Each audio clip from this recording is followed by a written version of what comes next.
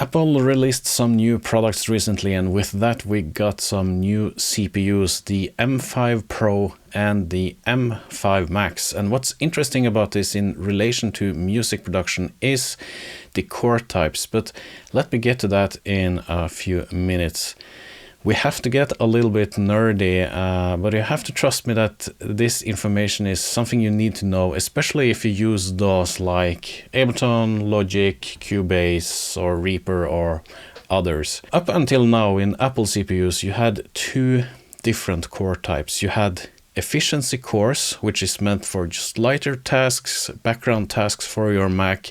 And then you have something called performance cores, which is meant for demanding workloads, such as music production. And after testing a bunch of DAWs and Macs on my channel and all of that, I have found that some DAWs use only performance cores for its processing, but it doesn't really touch the efficiency cores. And some examples of DAWs like this are in this category are Ableton Live and Logic Pro, and a few others as well. I also found that some DAWs can actually use efficiency cores for processing as well. And some examples of those are Cubase and Reaper. So let's say that if you wanted a cheap music production setup, you could just buy the base, for example, M4 Mac Mini, or maybe the M5 Mac Mini when it comes out, which has 4 performance cores and 6 efficiency cores.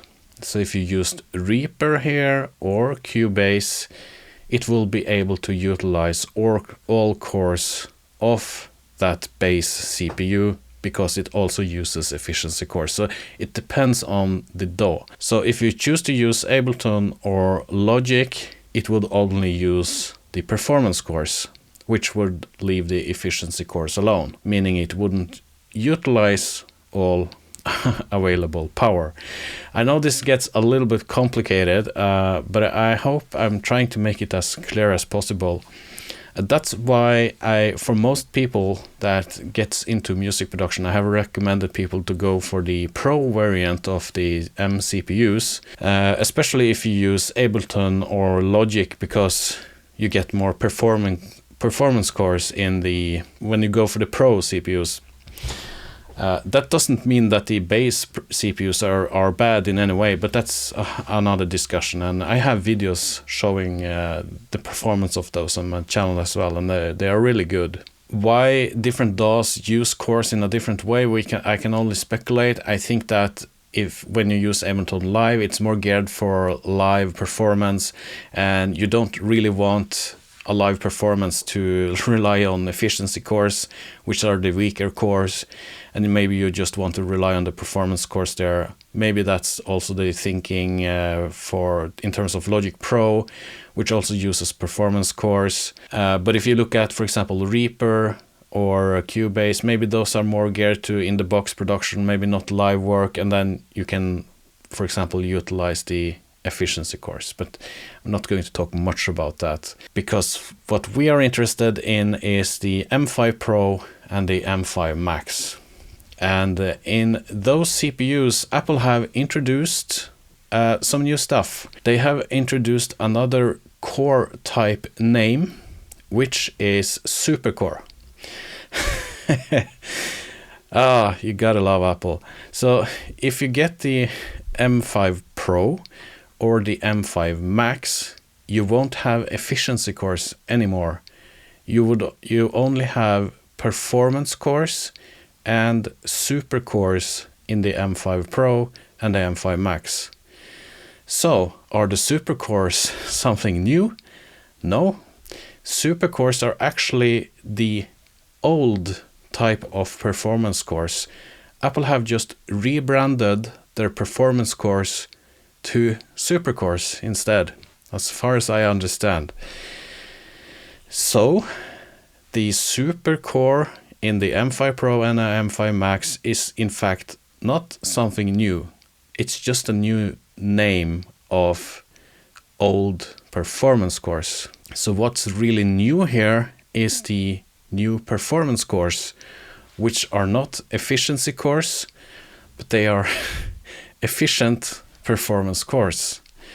So if these new performance cores are not the old efficiency cores with a new name, and they are not the old performance cores. So what are these new performance cores on the M5 Pro and the M5 Max? And Apple have a great way of explaining this in their marketing, and yeah, the new performance cores are optimized to deliver great power efficient multi-threaded performance for pro workloads. Yeah, I'm reading off a script and that's what Apple says. But notice the pro workloads there.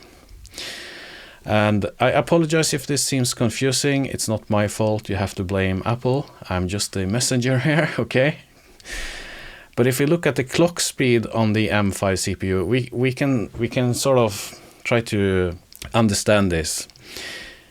The clock speed on the Super CPU core has 4.61 gigahertz, and the clock speed on the new performance cores, which you get 10 to 12 of, is 4.38 gigahertz.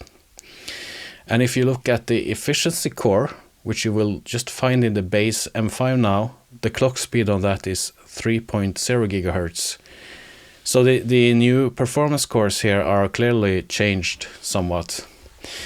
And what I think, because I don't really know, I have to say that, is that if you get the M5 Pro or the M5 Max, which doesn't have any efficiency cores anymore, I think that Logic Pro and Ableton Live, which is able to utilize the whole CPU now. Because if you buy the Pro variant of the M5 and above, they will only have sort of performance cores. But it has to be tested. I don't know. And maybe someone had tested it when I published this video. But if you want me to do that, sharing this video, leaving a comment to boost engagement views, all of that, of course, helps. And I do plan to test a lot of stuff on the M5 Max when it arrives. But I live in Norway. It takes a while. So if you have any question you would like to be answered, you can type it in the comments below and I might get to it. I think these CPUs look interesting. It will be interesting to test them out. And that's what I wanted to say. I hope that clarifies how the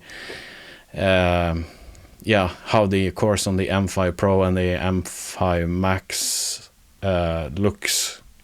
And then testing have to just wait a little bit, but then we get some more clear answers on how this works in music production. Thank you for watching, and I will see you in the next one. Goodbye.